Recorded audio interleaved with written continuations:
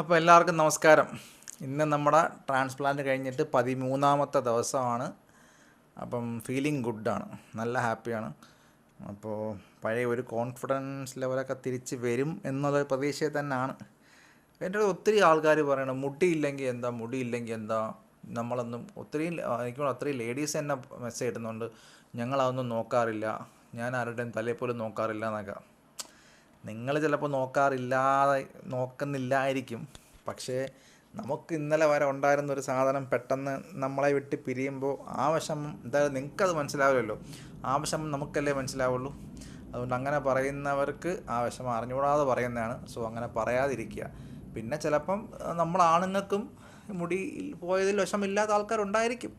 എനിക്ക് നല്ല വിഷമമുണ്ട്. നിങ്ങളെല്ലാവരും എൻ്റെ വിഷമം കണ്ടില്ല, എനിക്ക് നല്ല വിഷമമുണ്ട്. അതുകൊണ്ടാണ് ഞാൻ ഈ ഒരു സാഹസത്തിന് മുതിർന്നത്. അപ്പം ഇതാണ് എൻ്റെ ഇപ്പോഴത്തെ അവസ്ഥ.